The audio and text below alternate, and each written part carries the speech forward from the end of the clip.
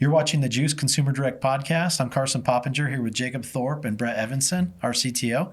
And we're excited to welcome Mike Peronto from Active Prospect with us here today. Welcome, Mike. Hey, thanks, Carson. Appreciate that. Yeah. So, again, I'm Michael Peronto. I'm the GM of Financial Services here at Active Prospect. Really glad to join the pod here. So, just a little bit of background on myself. I've been in the lead management and consumer direct contact center space for about 13 years. I've worked for many different organizations. Velocify at one point. I worked for them for about 4.5 years. I was the director of lead marketing for Cardinal Financial Company Limited Partnership. I've done private consulting work where I've set up contact center softwares as well as CRM softwares. And now I'm actually at Active Prospect, which is a wonderful company to work for. Yeah, one of the first times I think I interacted with you is when you were with Velocify, and then we met at a conference later when you were with Cardinal. And so, Yep. that goes back like, 12, 14 years ago or something like that, I think. I feel like Yeah. we've It's we've we've about brushed 12 years. shoulders. We've brushed shoulders many times in many different places. Absolutely. I mean, we worked at Cardinal together. I know we worked at First Direct Lending for a while as well, and I mean, pretty much, I hear your guys' name all over the place. So, you guys are out there. You're well known, Carson. Obviously, you've been in this industry for a long time, and you provide a lot of value. No, great to have you here, Michael, and we're excited to get more context on what you guys are working on these days, and just insights into things that are happening. There's so much going on in the space, and so that's sort of what the podcast is all about. Just having conversations that are, what's going on in consumer direct, what's going on in lead generation, and outbound marketing and inbound marketing, and so great to have you here for this discussion. Yeah, we're excited to talk. Mike and I, we're obviously, we love Active Prospect. They're great partners of ours, and we have a tendency, Mike and I, when we hop on calls to cut it up and go over our meeting time pretty frequently. Usually we'll book 30 minutes and we end up going an hour plus. So he's super knowledgeable, and I think in the industry he's a thought leader in the future of compliance and technology. And so we're excited to get into some of that today. Mike, recently you and I have been talking a lot about this kind of theme in distributed retail operations. Would you mind? You've got a series that you've been doing on LinkedIn that's been getting really great engagement. Would you mind sharing a little bit about kind of where that came from and what it is?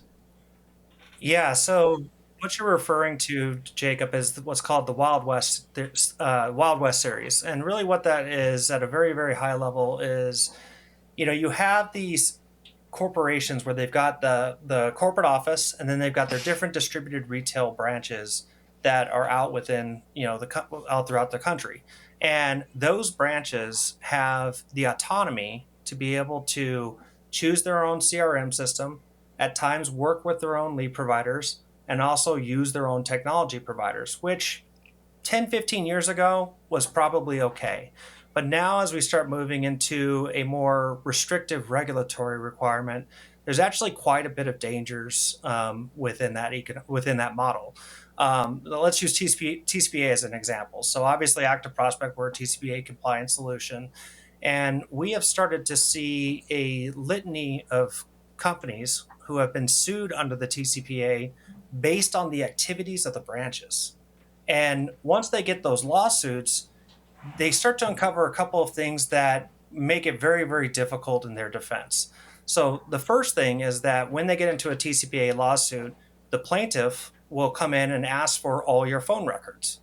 Well, it's very difficult to get all the phone records from your company when you've got 7, 8, 9 CRM platforms or other different marketing companies that you're not aware of. Or they're making calls from personal cell phones, which is something that's very common That's right. in the distributed retail That's space right. too. They use tools like ringless voicemails. As an example, they use AI outbound tools.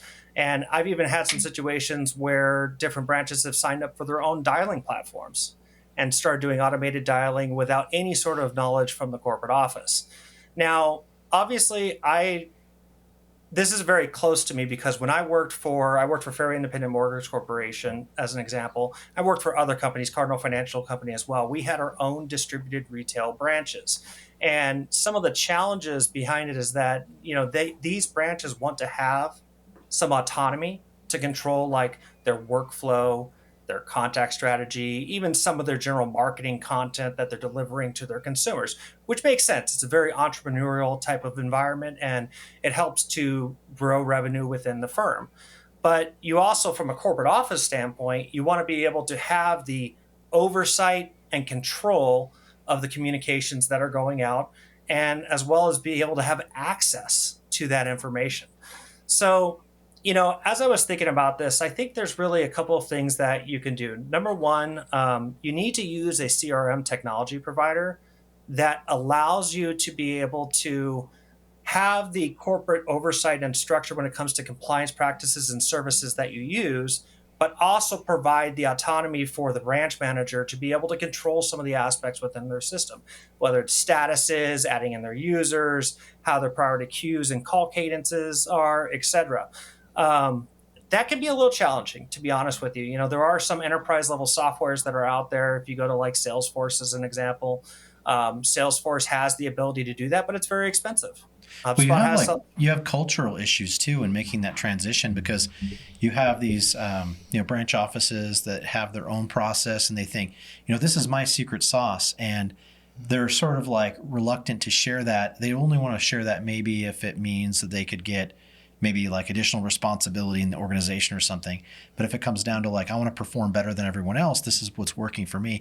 But in the kind of environment, you can't really develop best practices. You can't really compliance is a huge issue, but then just, Right. Your best practices are your best practices, not the company's best practices. And that makes it hard as well. So, that's a huge cultural shift to be able to like pull that all together. Because, and when you start off, I see the companies that start from the beginning this way, it's a much easier, culture to develop than when you're trying to take it from what we used to call siloed, sort of like we used to call those siloed operations, where we're like, hey, where's your lead data? It's all in these different buckets with all these different sales agents. Yeah. And how do you pull it all together so that you can market to it uniformly? Well, and I think that there's certain industries where this has really been front of mind for a few years. Where that are more regulated, like mortgage and lending, but there are industries that are not as regulated, that are so behind the eight ball, where they might have 100 different. I'll give an example. We have a partner a great partner of ours, and they have hundreds of stores nationwide. It's a home services company, and one of the issues they were having was each of those offices had their own processes and their own branch manager that had been running that store for 20 years, and he had his way of doing things and his way of sending out quotes and his way of outreaching to customers. And while the home services space isn't as regulated as mortgage and lending is currently, it's on the map, and people need to be getting ahead of this before it becomes a problem, because very quickly, to your point, there's a lot of risk associated with one misstep there. It kind of seems like there's a problem with having a system of record that everybody is forced to interact with and forced to, both push and pull data, associated with those opt-outs or do not contact requests, right? Mm-hmm. So, well, and I think it's one thing to have a process or a system that they're supposed to adhere to, but it's another thing to enforce that adherence, to ensure that those processes are being followed. So Mike, I'm curious, what are the things that you've seen be successful in getting that not just implemented, but adhered to across all of the different sites? Yeah. So, the first thing, obviously, you need the technology to be there. But the second thing is really there's a lot of education that has to be done in this process. So you want to be able to provide benefits to those branches to incentivize them to use the corporate platform and to join and basically start using your criteria and sales strategies. Now, some of this can be where, number one, you can obviously give them discounts on pricing, right? Hey, if you come here, you use our corporate instance, we can give you significant discounts on pricing, which is going to be astronomically different than what you would get out in the field by yourself.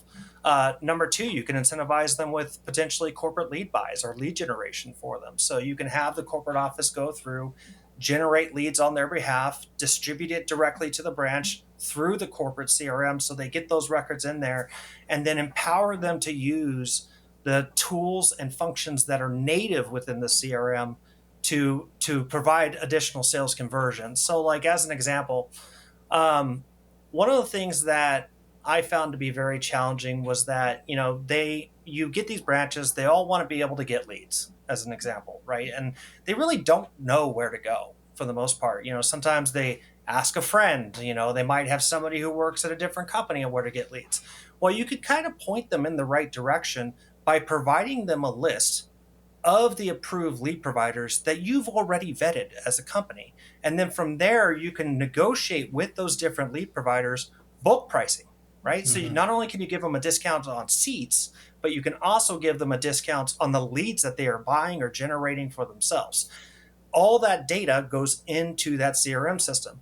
Some other things you can do is find ways to automate their follow-up processes. A lot of CRM platforms, they've got things like, automated emails, so automated drip campaigns, automated text message campaigns. But are there certain tools like AI outbound agents and things that you can use that can basically allow them to get additional value without having to go and shop for it themselves? Now, if you can drive them into the CRM platform, then that's going to allow you to have access to that data.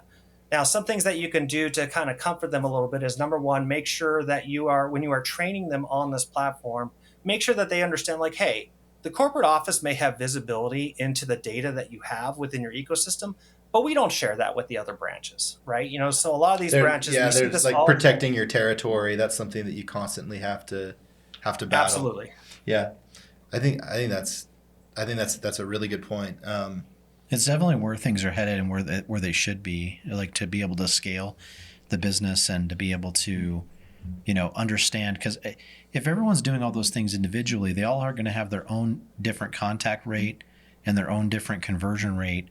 And it's hard to get everyone performing at the same, metrics. It's not apples to It's apples not apples ever. to apples ever. Different systems, different technology, different, you're never going to be able to get there. So, you can pump more leads into that environment, but you're going to be getting different outcomes from everyone. And, it's not really scalable for consumer direct the way you need to be. Well, and that's another reason why it's so important to have that centralized system of record, because you can start establishing baselines and you can start saying, hey, this is the expectation. This is what's working. This is what is not working. Another one of your recommendations that you made in that Wild West series was to utilize third parties that have the systems in place to fill that gap for you. So using a service like Squeeze, where Squeeze can come in and kind of serve as that service that is doing outreach and that is managing the contact cadences and the system updates and the CRM updates.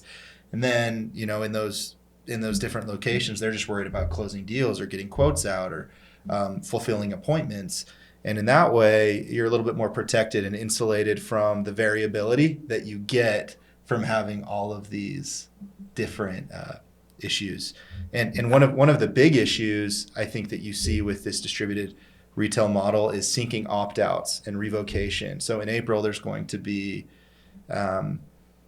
basically there's a ruling that a revocation or a removal of consent to contact via text or via phone, or someone walking into your office and saying, do not contact me, means you have to remove them.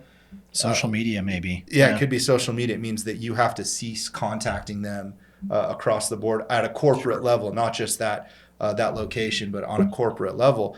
Having a system of record where you can process those and have it in a way that's automated and not someone you manually inputting it is so important. Well, that's ripe for litigation too. Oh, yeah. I mean, really, like once that goes into effect, there will be people that will be testing this on a massive scale, trying to find people to fail that so that they can bring a suit against them. And that's what's so frustrating about that type of, everyone wants to solve that issue and make that more streamlined, but no one wants to have an environment where they have to defend themselves against all these frivolous lawsuits or whatever. Well, a lot of those systems, you have to keep track of when you captured consent and then when they revoked it. And then if they came back through and gave you consent again at another point, you have to keep track of sort of that pattern of when did they give and revoke consent. Because a lot of times we saw this in the trucking space previously, where someone would ask to be put on our do not call list, and then they'd come back around and submit another application, and we'd have to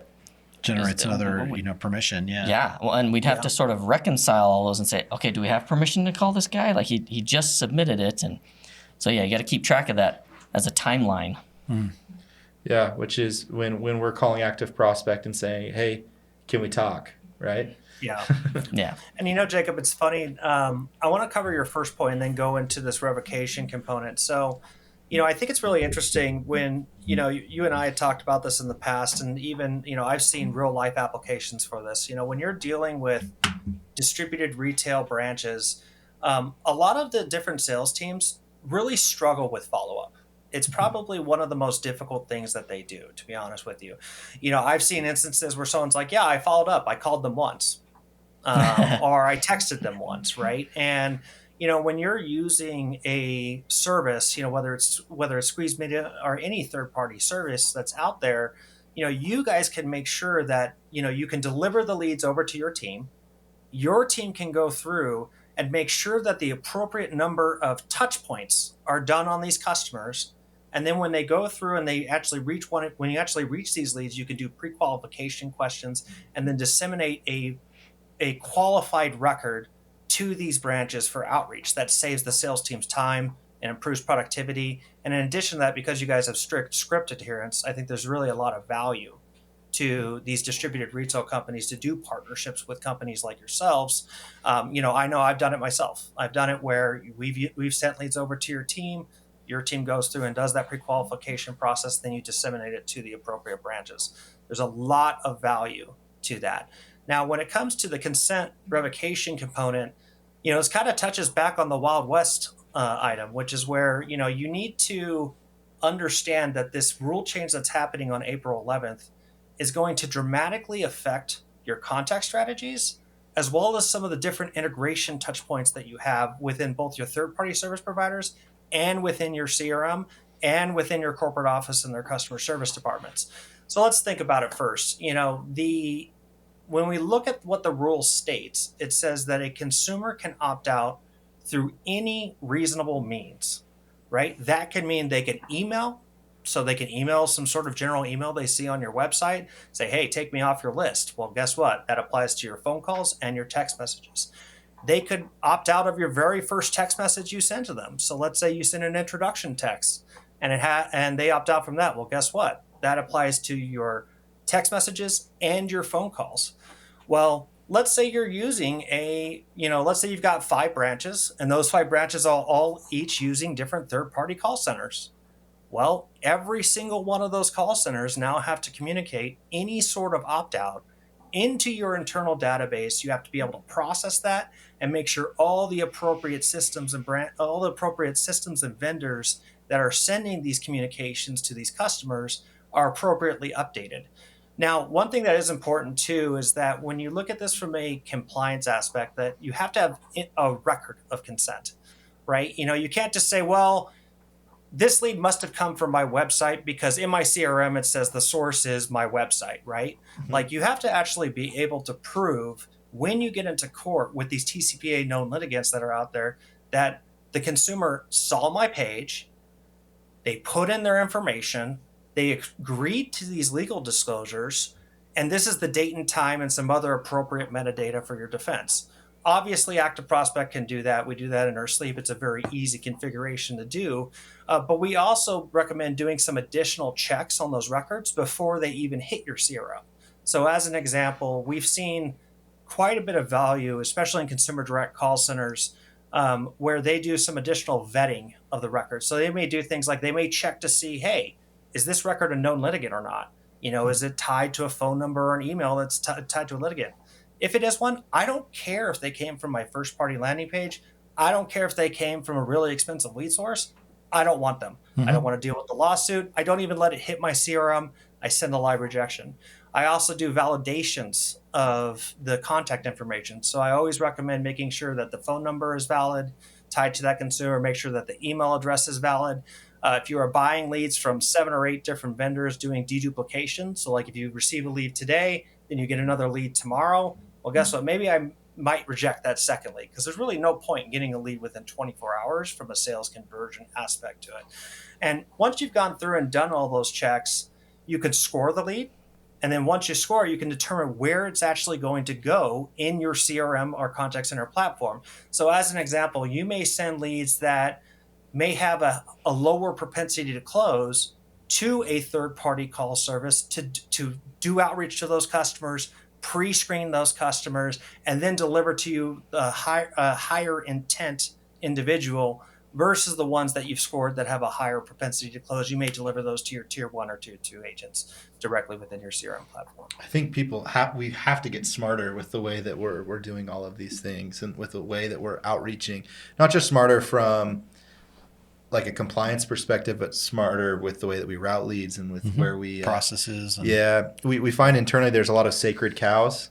There's companies will say, well, we have this call center, we have this fronter team, and we have to, we got to send the leads there because that's their job and we built it. And very rarely is that actually the most efficient place to send the lead. It's usually more or less cost effective, and the ROI isn't as high. Sacred cows and that ego need to be removed in figuring out where you're going to route those leads. Well, one thing you touched on, Mike, was just the number of systems need to be able to sort of update each other. And when you think of them actually all being connected to each other, the complexity of that goes parabolic once you start adding more systems. So it does sort of make sense to limit the number of systems that you're using in hopes to keep the number of integrations and data points that you got to pass around down to a minimum. Yeah. We've been doing that for quite a while with, when we have a do not call request, for instance, over the phone with one of our campaigns of our clients, we pass that record immediately over to their CRM so that it will update. And then likewise, we ask them to do the same with us so they can post in records that have do not call requests, and it just updates our system so that we don't end up calling it. And having those two integrations have been something that we've done, thankfully, for a while, which is also why we've helped stay out of trouble and things. It hasn't been required, and it's been. I mean, we've interpreted it as being required, but now it's like with this new regulation, it's going to be even more. The other thing was with like the SMS. That was always like an issue where we would typically see it's easier to opt out over an SMS when someone receives an SMS and says, just reply stop to be removed. When they're doing that over text before, it could be interpreted as remove me from the SMS text threads. Only. Yeah. But we would also advise, you don't want to put that in front of the consumer right off the bat as soon as they fill out the form, because they could immediately opt out as soon as unknowingly, because they're like, I don't want to talk over text. Remove me. Yeah. And then you have no opportunity to call them. And so we would always advise, make the calls first, and then you're going to pick up more conversions by adding text in a later time. Now all that's changing. It's all going to be, synonymous with remove me from your list, You can end up cannibalizing your lead flow if you're not smart about where you place the different touch points. And if you have a 10% opt out on the front end, all of a sudden that's directly impacting your acquisition cost. Well, your outreach needs to have value, right? So a lot of times if you're just sending these messages that don't have any value to them, those are the ones that are going to have a higher negative response rate to them. So. We have partners and they say, we need to do text. And I'm like, okay, but what do you want to accomplish with text? Yeah. Like why do you want to do text? Well, we want to reach people who don't pick up the phone. Okay, well then let's figure out who those people are first and target them after we know that they're not picking up by phone, because we don't want to cannibalize the pool of leads on the front end. We've seen the highest monetization with just the outbound reach, right? Still. Even though answer rates are so low, we'll have on a new live lead that comes through a branded form, we'll contact 40, 50%, at best probably of the people that submit. 60 to 70% now. Some. Yeah, absolutely. With some of the branded caller IDs we're doing and things like that.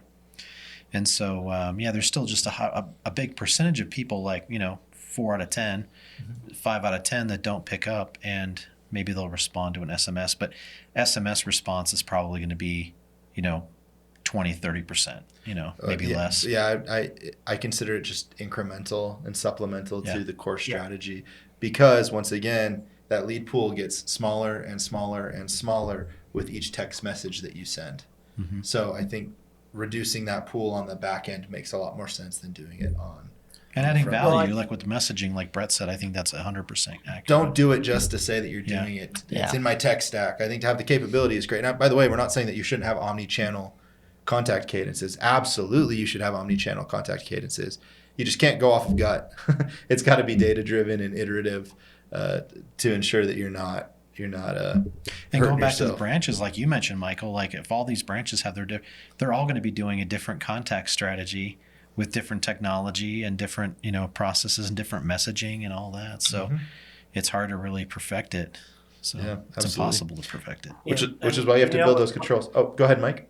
Yeah, I'm sorry. You want to know what I think is interesting too is that, we've started to see, you guys mentioned that you guys do a lot, you do a lot with outbound calling. That's a lot of what your bread and butter is with it. And we've also seen a lot of emphasis recently on the voicemail messages that they are leaving. So in the past, voicemail messages there's a lot of value to them, but it's not going to sit here. It's not going to increase your ROI by 20, 30%. It's very, very incremental values. But what's been interesting is that as the phone carriers has started to adopt technologies that allow them to transcribe voicemails, is that it's important that when you are leaving a voicemail that you can treat it as almost like a text message to a customer. You're going through, you just want to make sure you're speaking clearly, it's personalized to that individual, etc. But I've seen a lot of emphasis on that. And some other things too, when you mentioned text messages, I think something that's going to throw a lot of people for a loop is that consumers can now opt out. Well, come April 11th, they can opt out with phrases.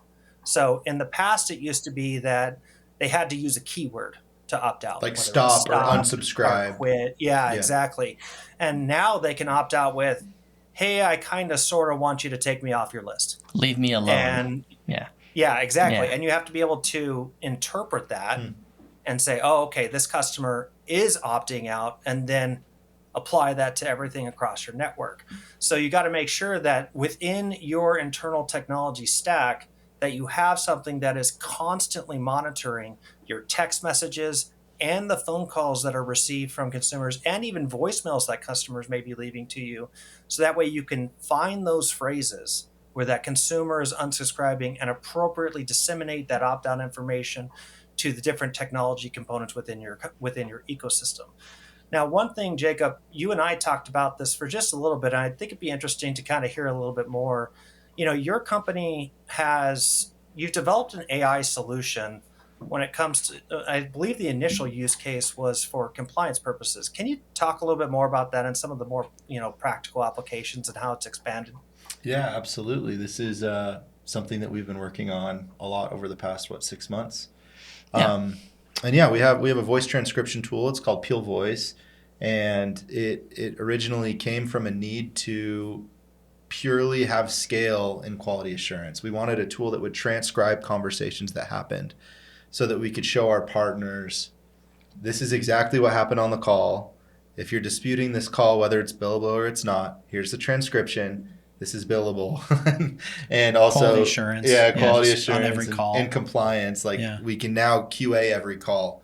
And that was pretty cool. But we got to talking. I think me and Brett were talking, and I remember we kind of had this epiphany that was, hey, if we can use these transcriptions for compliance, why can't we use these transcriptions to help our clients be more successful? So what can we tease out of this data that we're not currently teasing?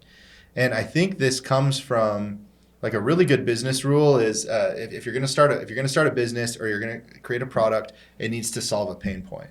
And this originally was a pain point that we were having, that we were sharing with our partners. So Brett, do you want to talk a little bit about how we iterated on that? Well, I think it initially started because we had a client that I think owed us a bunch of money, and they were disputing a bunch of calls. Yes. And so we had this idea we've started down this path of doing QA on all these phone calls. So we already have these transcripts.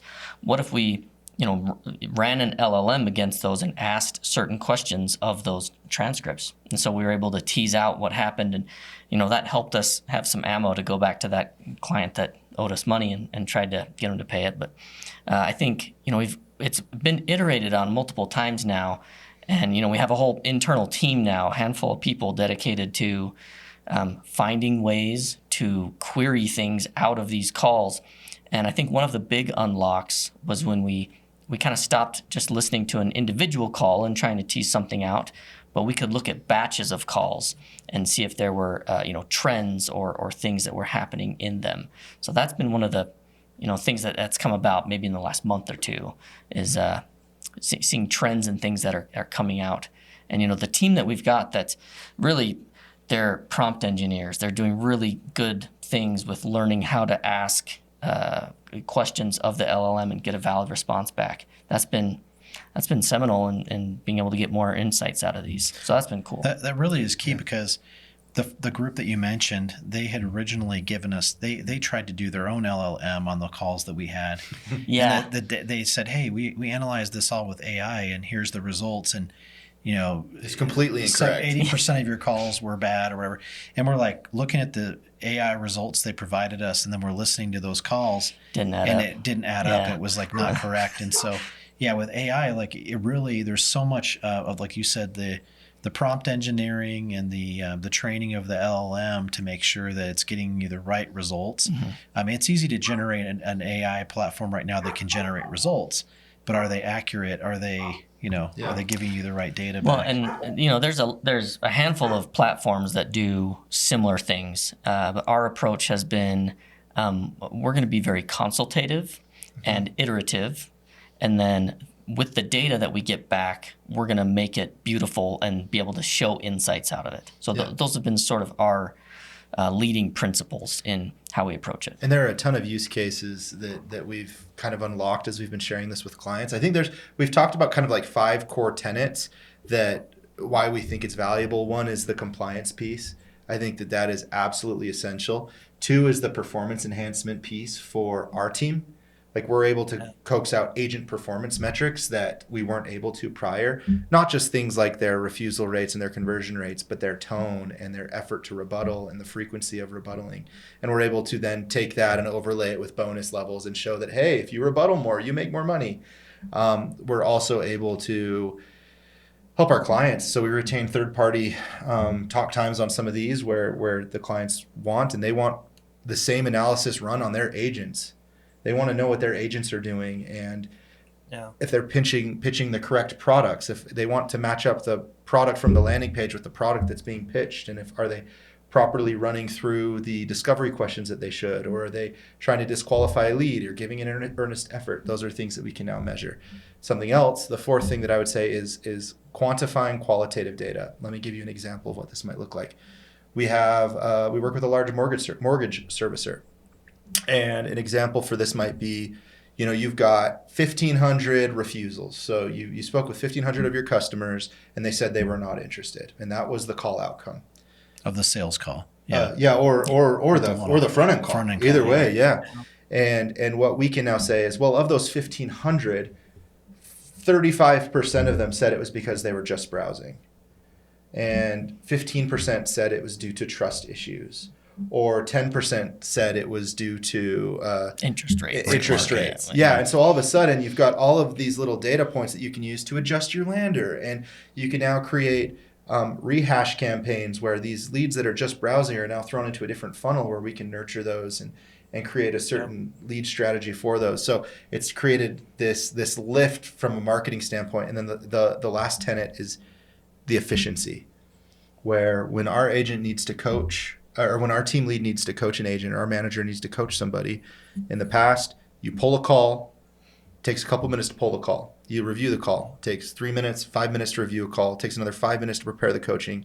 You message the agent, you bring the agent on, you coach them for 10 minutes. I've just spent 30 minutes trying to train an agent. And now we have this call, we submit to the agent, they can acknowledge, or they can say, all right, I see what I did wrong. The team lead signs off on it. And that coaching that took 30 minutes now takes 5.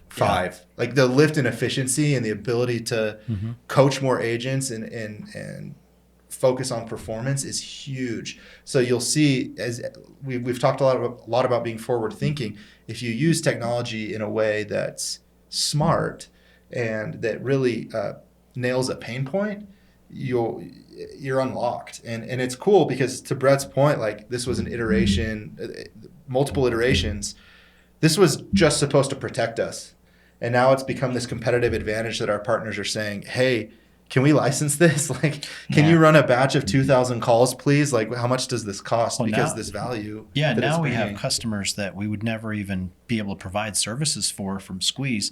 We have a product that can help them in their business, and we're looking at onboarding some new business that we otherwise wouldn't be working in. So that's incredible opportunity as well. So Yeah, you're talking about like connecting with third-party calls that aren't made by Squeeze, yeah, and running our same playbook, our same analysis, and insights harvesting out of these calls. sales best practices, all that. I mean, for the longest time, it's probably been years where we would say, we have this consumer, they've inquired, we talked to them, we found some of their pain points on our call, and then we go to transfer it to a loan officer.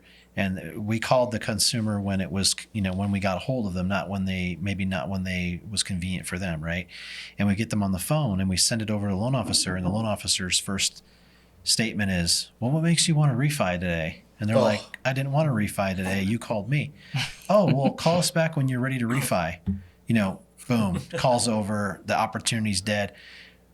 If they would have just, gone into some more probing questions and understanding the client's pain points and taking what we give them and then and adding to that and going deeper, it's they turn it into like a immediate rate refi conversation and it's over. And so that's like one example, and we can uncover that and find that out now. It's like all the short calls that end really quick.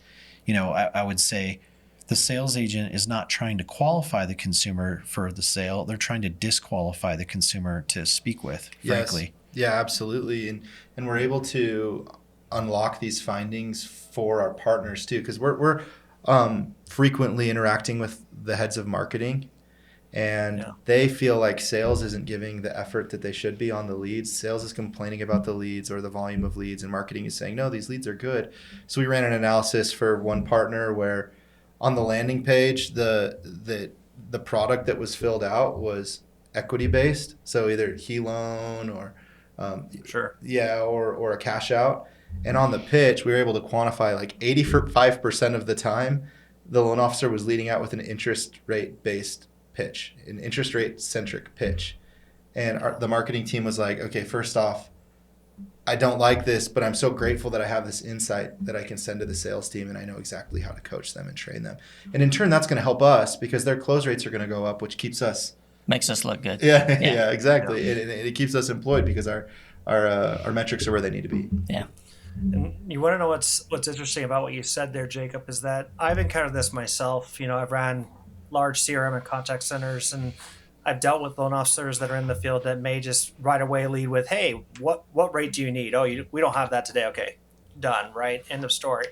What I think is always interesting is that a lot of CRM administrators and even potentially like the marketers who are in charge of the CRM, they don't really think about what is the loan officer seeing when they receive the record, and do they understand it?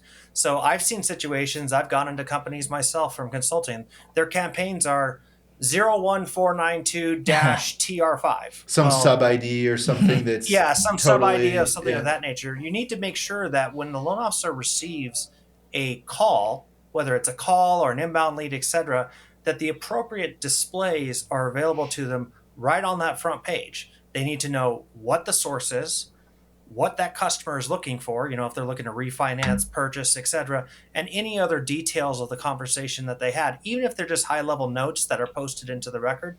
All of those things are valuable so the loan officer can have a better conversation with that consumer when they're on the phone. In addition to that, you mentioned when it came to, operational and compliance efficiencies with your AI tool. I know I've QC'd, I think thousands of calls over the years. It is an absolute nightmare to have to sit down and listen to a 45-minute call and determine why did this thing fail, right? You got to listen into it. There's a human interpretation into it where you're like, well, there might be some bias involved as well. Whereas if you introduce an AI model and that model is properly tuned, you can get directly to that result a lot quicker across the board, which allows you to provide like a macro analysis of how your call center is doing and the performance of your agents. Another thing I think is interesting too is I've seen across the ecosystem, and I've heard some chatter about this as well, is that I've heard of what I'm referring to as basically sentiment-based distribution, which is where you may have a record that comes into your system or a call that comes into your system, and you may actually want to route it to a loan officer where you analyze like the last 50 conversations of them. You determine they're having a good day today emotionally. Like, hey, all their calls are very positive. They've got a high score. Maybe I might want to give it to them over somebody else who is licensed in that state that might be having negative sentiment analysis. And I think there's so many different tools that you can use within with AI and monitoring phone calls that I think we're really just kind of scratching the surface. I mean, you think about it, we're about a couple years into this, and there's a lot of funding that's going into it. And I think in the long run, you're going to see AI broadly adopted amongst these different contact center platforms, or using a third-party service provider that's developed all these models for them, and they could simply send that conversation to that model, have it scored, ingest that into your CRM, make those routing decisions. That's great. And it's interesting. Sorry, I had a thought here that 20 years ago, and this is probably still going on today, but 20 years ago, I saw this happen on sales floors where you talk about the agents having a good day. Well, this agent's having a bad day, and I'm the manager over the team, and I see that they're having a bad day or bad week, and I want to help buoy them up and make them feel better and help them get a sale. I'm going to give them one of these premium leads so that they can convert it or whatever. And what happens? They don't convert it. Yeah. They bomb it, or somebody else would have closed that if they would have gotten that lead. And those decisions, or those emotional decisions, were made by the managers to distribute the leads based on, I want to help somebody out, or he's my friend, or she's my friend, and I want them to have a good day now. I'm going to give them a better lead. And that's just contrary to like good business decisions, So what you said, sentiment-based analysis for lead distribution is like brilliant. So I'm excited to see where this continues to take us, because a year ago our use cases looked a lot more narrow, and now I think that will continue to happen as we get more and more into it. We'll find new use cases, and we'll find new opportunities within the data that we'll be able to follow and capitalize on. The thought I had while you were talking, Mike, was I've seen this all over Twitter where people say AI is not going to take your job, but someone leveraging AI is going to take your job. Mm-hmm. The people that are going to win through this whole AI revolution are going to be the people that lean into AI and use it to make their jobs, better, easier, faster. More. That's what's going to win out here. So that's what we're leaning into it. Yeah, absolutely. Yeah. Well, Mike. And even go sorry. Ahead. Yeah, no, go and ahead. even from a marketing perspective, Jacob, I think it was one thing that you mentioned was the not interested scenario. And this is something I've encountered across the board with pretty much any CRM. When an agent dispositions a call, they typically have like a list of dispositions. Mm-hmm.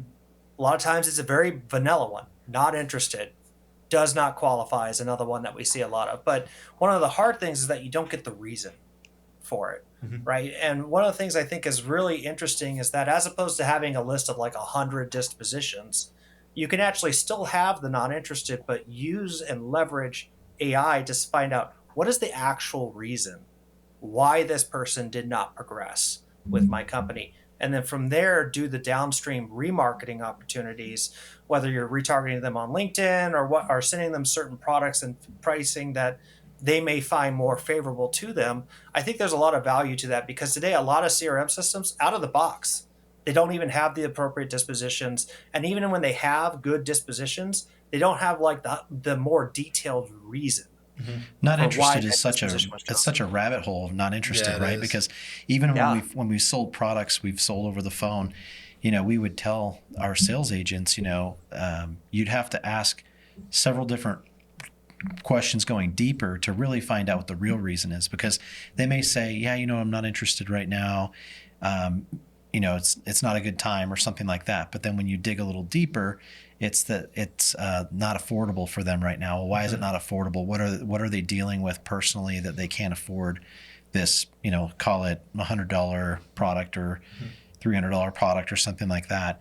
And getting, just in a sales call alone, getting to that real root reason is difficult enough. And then getting the correct one, I think is it's really important, like you said. Yeah, and I don't want to go down the rabbit hole, but oftentimes salespeople are incentivized off of conversion rates, so off of pitches, and that actually can incentivize them to miss disposition and to disposition things that are a sales pitch is not a sales pitch because it, on the denominator of their conversion. It's not my fault. Yeah, exactly. I couldn't control that. So having another check in place and a control in place to make sure that there's, once again, adherence to those processes is absolutely essential.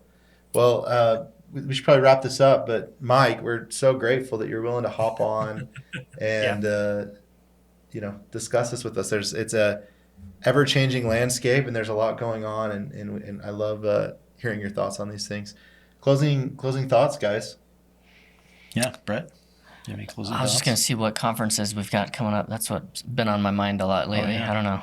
LeadsCon's 1st of April. coming up. Oh yeah, LeadsCon. Yeah, we got LeadsCon coming up. We're going to be at Housing Wire. The Gathering's another one that we're going to as well. And there's a litany of different other events that you can go to where you can get, one thing I always find as value when I go to these events is I like to go talk to the vendors. Obviously we have partners here at Active Prospect that we talk to on a regular basis. There's, typical, I'd say, company meetings that you have, but I actually find it very interesting to go walk the floor, look at the booths, talk to some of the vendors. If you see something that's interesting, talk to them, see if you can get a demo, see if there's technology that you may not have heard of that you could possibly incorporate directly into your contact center. But yeah, anyways, I was going to ask you, Michael, financial services, are you going to go to Money 2020? Is that a show you've gone to? It has, yeah. So we went to Money 2020 the first time. It was actually last year, and it was a huge show. It was probably one of the biggest conventions that I'd ever been to. But it had a lot of financial services customers. They had the director of the CFPB there. They had, you're talking like the Goldman Sachs, all the consultants, fraud detection, you name it. They were there. It was a very, very interesting show and very informative, actually, especially on the banking sector. Are you going to try and do that in a bigger way this next year that you've been there now, or? No, honestly, I think for the way that Active Prospect views it, it's probably more of an attend-only show, more of like where we go, we walk the floor, we make those connections. Sometimes when you do booths, there's value to it, but sometimes it's also valuable just to go and walk the floor, talk to the attendees, attend the seminars and things like that. We have the same. We look at some of the shows, we say we're worth going to that, but we don't want to necessarily booth there, and it's good. Yeah. It's good to do both. So, yeah, absolutely. Cool. Well, Mike, thanks again for joining us. Any closing thoughts from you? Well, I think you got the laundry list from me when I came to all this, right? Yeah. But no, honestly, I appreciate you guys having me on the pod.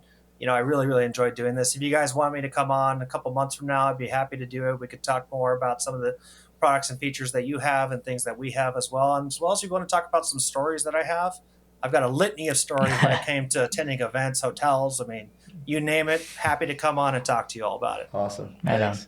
Well, just to wrap up, I think that for me, a big theme is be forward thinking in technology and in compliance. And I think that when you start with the end in mind, me and Brett have talked a lot about this, you're able to make smart decisions leading up to that.